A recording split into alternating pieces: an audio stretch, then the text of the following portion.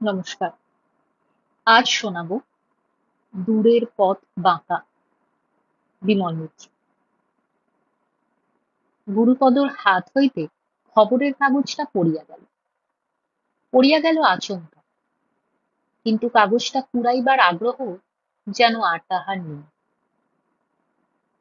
সেই সকালবেলা কি যে হইল, গুরুপদ মাদুরের উপর চুপ করিয়া বসিয়া রহিল। সে অনেক দূর, ট্রেনে করিয়া গেলেও 3 দিন লাগে। গুরুপদর মনে হইল, যদি এক নিমেষে সেখানে যাওয়া যাইত, একান্ত ঘনিষ্ঠ দুইটি মুহূর্তের দেখার সৌভাগ্য, তাও যেন আজ দুর্লভ। ব্যাপারটা কিছুই নয়। খবরের কাগজের এক কোণে অত্যন্ত তুচ্ছ একটি খবর। সুদূর বাংলাদেশের এক পল্লীগ্রাম, নাম কুসুমপুর। বর্ষার জলে গ্রামবাসীদের দুর্দশার কাহিনী।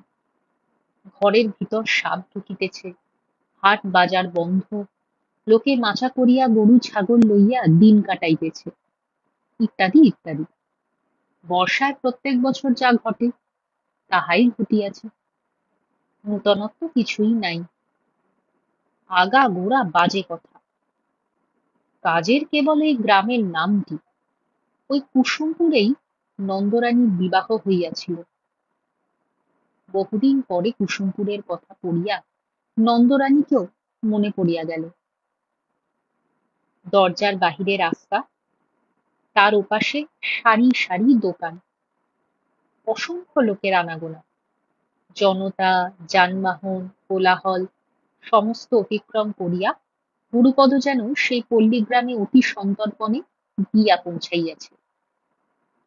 স্টেশনের নাম কুসুমপুর, কিন্তু কেষ্টগঞ্জে আসিতে গেলে কুসুমপুর অতিক্রম করিয়া তবে আসিতে হয়। কেষ্টগঞ্জে নন্দরানীদের বাড়ি থাকিয়া গুরুপদ লেখাপড়া করিত। প্রকাণ্ড বড় বাড়ি, বাড়ি নয়, যেন কেল্লা। আগে যাহারা থাকিত, তাহারা রাজা শ্রেণীর লোক। নন্দরানীদের সেই বাড়ির এক ঘরে থাকিয়া গুরুপদ আরো অনেকের মতো স্কুলে পড়িত। গুরুপদর মনে হইল, যে দিন যায় সে আর ফিরিয়া আসে না। কথাটা পুরানো হইলেও ভারী সত্য। সেই মাঠতলা পার হইয়া খিড়কির পথে বাড়ি ঢুকিবার মুখে বিলিতি আমড়ার গাছ। নন্দরানী বলিত, এই আমড়া গাছে না মাস্টার মশাই, একটা ভূত আছে, বসন্ত দেখেছে, রোজ রাতে। দূর! গুরুপদ হাসিয়া উড়াইয়া দিত। ছাত্রী আর মাস্টার মশাইয়ের বয়সের পার্থক্য বেশি নয়, তবু গুরুপদ নিজের পদমর্যাদা ভুলিবে কেন? সেবার ভাদ্র মাসে নন্দরানীর জ্বর হইল, সামান্য সর্দি কাশি। তারপর সেই জ্বর এমন দাঁড়াইল যে 7 দিন জ্ঞান নাই মেয়ের। অন্দরমহলে আসিয়া গুরুপদ দিনের পর দিন সেবা করিল। নন্দরানীর মা ছিল না, সৎ মা। গুরুপদর মনে হইত, মা না থাকা বড় দুঃখের। রাত্রিবেলা হঠাৎ ভূত ভূত করিয়া চিৎকার করিয়া উঠিয়াছে নন্দরানী। তারপর তাহাকে ধরিয়া ঠান্ডা করানো। সারা রাত্রি আর গুরুপদর ঘুম হইত না। কিন্তু যত দুষ্টামি তাহার পড়িবার সময়। একদিনের ঘটনা এখনো মনে আছে। শীতকাল, সকালে উঠিয়া গুরুপদ নন্দরানীকে পড়িবার ঘরে গিয়া দেখে, নন্দরানী নাই। অতি সকালে উঠিয়া নন্দরানী ফুল তুলিতে যায় বাগানে। গুরুপদ বাগানে গেল। বাড়ির পিছন দিকে বাগান। পুকুরের পাড়ে একটা প্রকাণ্ড জাম গাছ, তাহারই তলায় কয়েকটা গাছ মিলিয়া ঝোপের মতো হইয়াছে। হঠাৎ মনে হইল, ঠিক যেন নন্দরানী তাহাকে দেখিয়া ওইখানে লুকাইল। গুরুপদ ডাকিল, এসো, পড়বে এসো নন্দরানী। সাড়া শব্দ নাই। অল্প অল্প অধিকার রহিয়াছে। গুরুপদ আবার ডাকিল, এসো নন্দরানী, পড়বে এসো। কে তাহার কথা শুনে? গুরুপদ আগাইয়া গেল। এসো, এসো। বলিতে বলিতে গুরুপদ কাছে গিয়া দেখে নন্দরানী নয়, একটা সাদা বাছুর ঘাস খাইতেছে। হঠাৎ পিছনে হাসির শব্দে গুরুপদ পিছনে ফিরিয়া দেখে নন্দরানী হি হি করিয়া হাসিয়া গড়াইয়া পড়িতেছে। নন্দরানী বলিল, মাস্টার মশাইকে কেমন ঠকিয়েছি। অনেক দিনের কথা ভাবিতে ভাবিতে গুরুপদ যেন তন্ময় হইয়া গিয়াছে। তারপর কত কি হইয়া গিয়াছে, পৃথিবীটার উপর দিয়া কত বসন্ত কত শীত চলিয়া গিয়াছে, নিতান্ত অবহেলা এবং নিতান্ত মন্থরতায় যে দিনগুলি কাটিয়া গিয়াছে, চেষ্টা করিলেও তাহারা আর ফেরে না। ছোট স্কুল, দু চারজন বাঙালি মাস্টারও আছে, টিফিনের ঘন্টা বাজিয়া গিয়াছে। মথুরা প্রসাদ অঙ্ক মাস্টার গুরুপদকে দেখিয়া বলিল, আজ কেমন মনটা ভারী ভারী দেখছি যে, হলো কি তোমার? গত 8 বছর গুরুপদ এখানে আসিয়াছে, কিন্তু কেহ তাহাকে কোনো দিন ছুটি লইতে দেখে নাই। একদিনের জন্য জ্বর তাহার হয় নাই। গুরুপদর মনে হয় 8টি বছর কোথা দিয়া যেন ফাঁকে চলিয়া গেল, টের পাওয়া যায় নাই তো। বছরে পূজার ছুটিতে একবার করিয়া বাড়ি সে গিয়াছে, তারপর বাস। সংসার সম্বন্ধে এমন বেপরোয়া মানুষ এই স্কুলে আর দুটি নাই। মাসের মাহিনার মধ্যে কয়েকটি টাকা মাত্র রাখিয়া আর সমস্ত বাড়ি পাঠাইয়া দিয়াছে। সুরবালা মাঝে মাঝে চিঠি লেখে, নিতান্ত প্রয়োজনীয় 2-4টি কথা। স্বামী স্ত্রীর সম্বন্ধের চেয়ে দাতা আর গ্রহিতার সম্বন্ধেই তাহার প্রত্যেক ছত্রে ফুটিয়া ওঠে। মথুরা প্রসাদ চালাক লোক, বলে, কেবল বিয়েই করেছ চৌধুরী, সংসার করলে না। মথুরা প্রসাদ পরিবার লইয়া শহরেই থাকে, দেশলাই কাটিটি পর্যন্ত হিসাব করিয়া খরচ করে, ছেলেকে স্কুলে ফ্রি ভর্তি করিয়া দিয়াছে। এক কথায় গোছানো সংসার, আয় কিংবা ব্যয় কোথাও বাহুল্য নেই। অনেক দিন, গুরুপদর কাছে যেন অনেক দিন মনে হয়। ঘরের চাল ফুটা হইয়া গিয়াছে, বর্ষার আগে সারানো দরকার। দত্তমশাই পাওনা টাকা কটার জন্য তাগাদা লাগায়। ছোট পুঁটির অসুখ, লিভারের দোষ হইয়াছে। সুরবালা সবই লেখে, নিজের খবরটাই কেবল লেখে না। সুরবালার মুখখানা মনে করিতে গিয়া গুরুপদ হাঁফাইয়া ওঠে। এমন একখানি মুখ যে চেষ্টা করিলেও মনে থাকে না। সেবার বাড়ি গিয়া গুরুপদ 1 মাস ছিল, কিন্তু সারাদিনের মধ্যে সুরবালার দেখাই পাওয়া যাইত না। সমস্ত সংসারটি পরিচালনা করিতে সুরবালার সমস্ত শক্তি ব্যয় হইয়া যায়। দেখা পাওয়া যাইত রাত্রে, অধিক রাত্রে। ভালো করিয়া তখনই দেখা হইত। অনেক দিন পরে গুরুপদ আসিয়াছে, কেমন করিয়া তাহাকে সন্তুষ্ট করিবে, সেবা করিবে, সুরবালার চিন্তার আর অবধি নাই। সুরবালা রান্নার ঘর হইতে গলা শোনা যায়, ও পুটি, দুধ এখনো এলো না কেন? দেখ তো মা, যা তো একবার গয়লা বাড়ি। বল, তোমাদের আক্কেল কিরকম গো পিসি? তারপর এক ফাঁকে ঘরে আসিয়া বলে, দেখো দেখিনি, আজ তোমার জন্মবার, ভাবলাম একটু পায়েস করবো, তা এখনো দুধ দিলে না গয়লা বউ। কথাটা বলিয়াই আবার চলিয়া যায় রান্নাঘরে। রান্নাঘরই যেন একদিন সুরবালার জগৎ হইয়া উঠিয়াছে। স্কুলের ছুটির পর মথুরা প্রসাদ বাড়ি আসিতে আসিতে বলিল, পরিবারকে এখানে নিয়ে এসো চৌধুরী, একটা বড় বাড়ি দুজনে ভাড়া করব, বেশ আরামে থাকবো। তারপর আরো কাছে আসিয়া বলিল, যদি বউকে ছেড়েই থাকবে তবে বিয়ে কেন করলে বাপু? বউ তো আর তোমার বাঁধি নয়, তারও স্বাদ আহ্লাদ আছে। কথাটা ঠিক। বাসায় আসিয়া গুরুপদ বাড়ির চিঠি পাইল, সুরবালার হাতের লেখা। সুরবালাই লিখিয়াছে, কিন্তু ছোট পুটির জবানিতে লিখিয়াছে, তুমি একবার এসো, মার খুব জ্বর, উঠিতে পারে না। একদিন জলেও সমস্ত ডুবিয়া গিয়াছে, বাড়ির উঠানে এখনো জল ঢোকে নাই, তবে যেরকম বৃষ্টি, মৃঙ্গলিতা নদীর ধারে যেমন চড়িতে যায় তেমন গিয়াছিল, কদিন হইল আর আসিতেছে না। মনে হয় নদীর স্রোতে পড়িয়া ভাসিয়া গিয়াছে। চাল দিয়া জল পড়িতেছিল, আজ গোলাম চাচা আসিয়া বড় আঁটিয়া দিয়া গেল। যা হোক, তুমি একবার এসো, ইত্যাদি ইত্যাদি নানান কথা। সুরবালার চিঠি পড়িতে পড়িতে গুরুপদর আর একটা কথা মনে পড়িল। কার হাতের লেখা ভালো, সুরবালার না নন্দরানীর? নন্দরানীকে অনেক যত্ন করিয়া গুরুপদ হাতের লেখা শিখাইয়াছিল। মেসোমশাই বলিতেন, হাতের লেখা টেখা গুলো দেখছো তো গুরুপদ, মেয়ে মানুষ কতদূর আর লেখাপড়া করবে, হাতের লেখাটা মোদ্দা কথা ভালো হলেই সেকেলে লোক। মেসোমশাই, নন্দরানীর হাতের লেখার খাতাই ছিল খানদশের। সমস্ত দিন বসিয়া দাগা বুলাইত। কত দুষ্ট মেয়ে, পড়াশুনো করিতে চাই না, কিন্তু হাতের লেখা যেন হীরার টুকরো। হাতের লেখা দেখিয়া মেসোমশাই নন্দরানীকে একবার মেলা হইতে কলের সেপাই কিনিয়া দিয়াছিল। নন্দরানীর বিবাহের সময় ওই হাতের লেখা দেখিয়াই বরপক্ষের লোকেরা আশ্চর্য হইয়া গিয়াছিল। নন্দরানীর শ্বশুরও বিরাট বড়লোক, একমাত্র ছেলে সেই নন্দরানীর বর। কনে দেখার পর সবাই চলিয়া গেল। গুরুপদ ভিতরে গিয়া দাঁড়াইতেই নন্দরানী আঁচল লইয়া মুখ চাপা দিয়াছে। গুরুপদর মনে হইল লজ্জা লজ্জা হইতেছে। গুরুপদ বলিল, এখন তো শুধু নন্দরানী, তখন হবে রাজরানী, আমাদের চিনতেও পারবে না। গুরুপদর সন্দেহ হইল নিশ্চয়ই কাঁদিতেছে, কিন্তু কান্না কেন? ছোট মেয়ে বিয়ের কথায় লাফাইয়া ওঠে।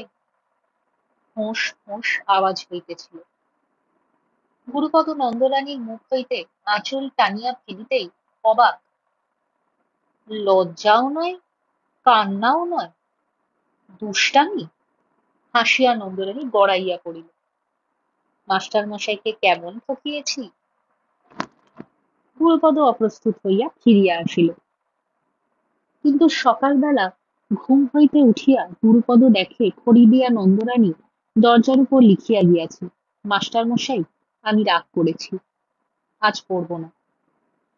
অতদিনের সব কথা মনে নাই, কিন্তু এটুকু মনে আছে, নন্দরানীর বিয়ের রাত্রে গুরুপদ কিছু খায় নাই, সারা রাত উপোস করিয়া কাটাইয়াছে। এখন মনে পড়িলে হাসি পায়। সমস্ত বাড়িটা যেন তারপর ফাঁকা ফাঁকা লাগিত। অনেক দিন রাত্রে স্বপ্ন দেখিয়া গুরুপদ জাগিয়া উঠিয়াছে, কিন্তু কোথায় কি? বিয়ের পর নন্দরানীকে শ্বশুর বাড়ি হইতে আনা সমস্তই গুরুপদ করিত। যাইবার সময় গুরুপদকে বার বার যাইতে বলা, সে সব গুরুপদর মনে আছে। প্রত্যেকবার যাইবার সময় কান্না। গুরুপদ চুপ করিয়া একপাশে দাঁড়াইয়া দেখিত। সেই কান্না কাতর মুখখানি স্মরণ করিয়া গুরুপদ কতদিন একা একা বসিয়া ভাবিয়াছে। ভাবিবার কি বা আছে? তবু অকারণে সময় পাইলেই নন্দরানীর শ্বশুর বাড়ি ছুটিয়া যাওয়া। সে একদিন গিয়াছে, কতদিন কাটিয়া গেল। গুরুপদর মনে হয় যেন সেদিন। অতীতের অরণ্য হইতে ঘটনাগুলি যেন পাখা মিলিয়া বর্তমানের লোকালয়ে উড়িয়া আসে। তাহাদের স্পষ্ট গুঞ্জন কানে আসিয়া গুরুপদর সমস্ত অন্তঃকরণকে বিকল করিয়া দেয়। কবে কোন দিন অমৃতের স্বাদ লাগিয়াছিল, আজও তাহার রেশ নিঃশেষ হয় নাই। বহুদিন পরে অতীতের কথা ভাবিয়া গুরুপদ যেন তন্ময় হইয়া গেল। ছুটি মঞ্জুর হইয়া গেছে। গুরুপদ ট্রেনে আসিয়া উঠিল। সমস্ত ট্রেনখানা লোকে ভর্তি। এক কোণে একটু জায়গা। গুরুপদ চুপ করিয়া বসিয়া মথুরাপ্রসাদ স্টেশনে আসিয়াছিল। বাড়ি ঠিক করিয়া রাখিবে সে, সমস্ত বন্দোবস্ত হইয়া গিয়াছে। এবার সুরবালাকে এখানে আনিয়া ফেলিতে পারিলেই ব্যাস। তারপর নির্ঝঞ্ঝাট দিনগুলি। মেল ট্রেন সোজা চলিয়াছে, থামিবার নামটি নাই। চারিদিকের গাছপালা যেন ঝড়ের গতিতে সরিয়া যায়। গুরুপদর মনে হইল তাহার জীবনের দিনগুলি ঠিক অমনি করিয়াই চলিয়া গেছে। বুঝিতে পারে নাই কখন গেল, কবে একদিন গোধূলি লগ্নে সুরবালার সঙ্গে বিবাহ হইয়া গেল, কবে আসিল ছোট পুঁটি, কবে জীবনের ঘাত প্রতিঘাতে এই সুদূর বিদেশে আসিয়া পড়িল। সব কেমন দ্রুত গতিতে ঘটিয়া গেছে, যাহার কোনো অর্থ নাই, অথচ অর্থ খুঁজিবার চেষ্টা করিতে ইচ্ছা করে।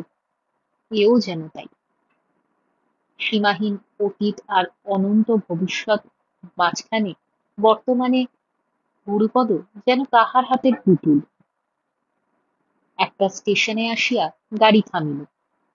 অচেনা সব মুখ, কর্মব্যস্ত জনতার কোলাহল, ওরই মাঝে থাকে কয়েকজন হিন্দুস্তানি কলের কাছে গিয়া স্নান সারিয়া লইল, আবার ট্রেন ছাড়িয়া দিয়াছে। একঘেয়ে ক্লান্তিকর যাত্রা। সশব্দ যন্ত্রবান যেন জীবন পণ করিয়া ছুটিয়াছে। ছোট ছেলে মেয়েরা ছোট ছোট কুঁড়ে ঘর হইতে ছুটিয়া ট্রেন দেখিতে মাঠে আসিয়া দাঁড়ায়। তারপর নানা রকম অঙ্গভঙ্গি করে। ছোট পুঁটির কথা মনে পড়িল। সেবার আসিবার সময় জ্বর হইয়াছিল, একরকম পলাইয়া আসিতে হইয়াছিল। সুরবালা বলিয়াছিল, তুমি এসেছ তাই, তুমি চলে গেলে তোমার নামটি পর্যন্ত করে না। গুরুপদ ভাবিল, সবাই তেমন, এ পৃথিবীর নিয়মই বোধহয় এই। চোখের বাহিরে গেলে কিন্তু নন্দরানীর কথা তাহার তো মাঝে মাঝে মনে পড়ে।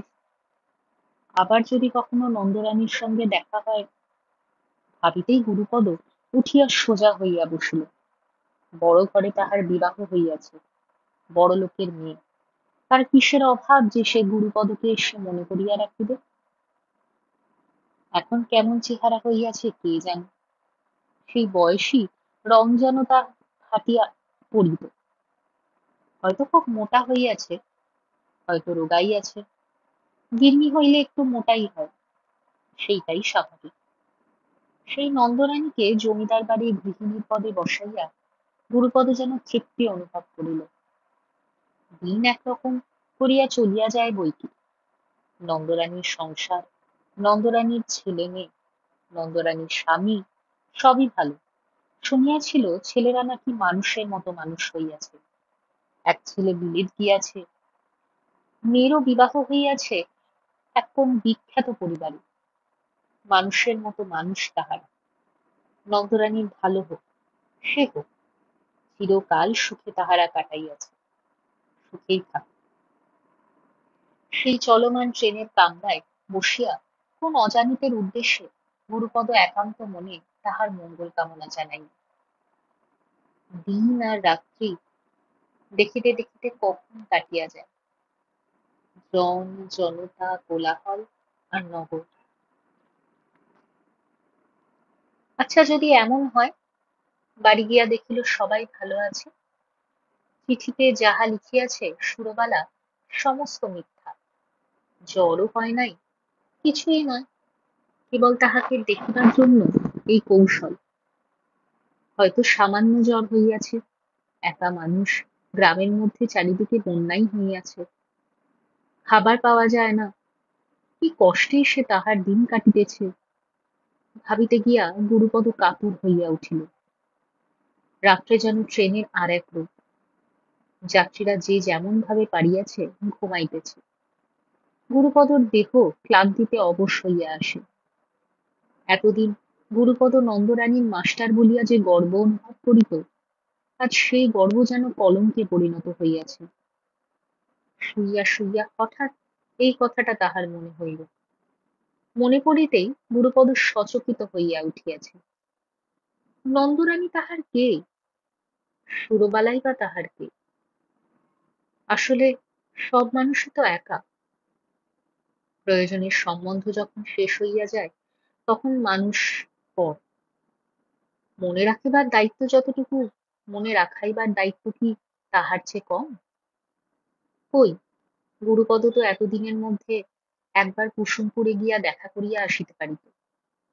সুরবালাকেই বা এতদিন দূরে রাখিবার পক্ষে কি এমন যুক্তিসঙ্গত কারণ আছে? গুরুপদর মনে হয় নন্দরানীর ভালো হোক, সে সুখে থাকে, কিন্তু তাহার ঐশ্বর্যকে সে কোনো কোনো দিন হিংসা না করে? আজ অভাবের প্রাচুর্যে গুরুপদ যেমনটি আছে, ঐশ্বর্যের প্রাদুর্ভাবে তেমনটিই সে থাকিবে, সে কথা কে বলিতে পারে? নন্দরানী জমিদার গৃহিণী, 10 জনের একজন, তাহাতে গুরুপদর আনন্দ বই দুঃখ নাই। বরং গুরুপদের সঙ্গে বিবাহ হইলেই নন্দরানীর কষ্টের আর অবধি থাকিত না, এবং সেই কষ্টটাই বা গুরুপদ কেমন করিয়া সহ্য করিত? কথাটা ভাবিয়াই গুরুপদ হাসিল। তাহার সঙ্গে নন্দরানীর বিবাহ, সেইটাই তো এক অসম্ভব কাণ্ড। বিবাহের কথাও উঠে নাই, কিছুই নয়। কিন্তু নন্দরানী রসিকতা করিয়া যাহা বলিত, গুরুপদ তাহারই উপর সত্যের রং ফেলিয়া একটা গভীর তৃপ্তি অনুভব করিল। একটা জংশন স্টেশনে আসিয়া গাড়ি থামিল। এইখানে নামিয়া গুরুপদর দেশের গাড়ি ধরিতে হইল। আর ঘণ্টা 2-3 পরেই একেবারে বাড়ি পৌঁছাইয়া যাইবে। বাড়ি পৌঁছিতে যাহার নাম রাত্রি গভীর। কিন্তু স্টেশনে নামিয়াই গুরুপদ শুনিল লোকাল ট্রেন আর ওইদিকে যাইবে না। বন্যার জল লাইনের উপর পর্যন্ত উঠিয়াছে। সমস্ত স্টেশনময় এক চাঞ্চল্য, আর কোনো রকম যানবাহনের ব্যবস্থাও নাই। সমস্ত যাত্রী সেই উন্মুক্ত প্ল্যাটফর্মের উপরই রাত্রের মতো থাকিবার মনস্থ করিল। সকালে যাওয়া হোক, একটা কিছু ব্যবস্থা হইবেই।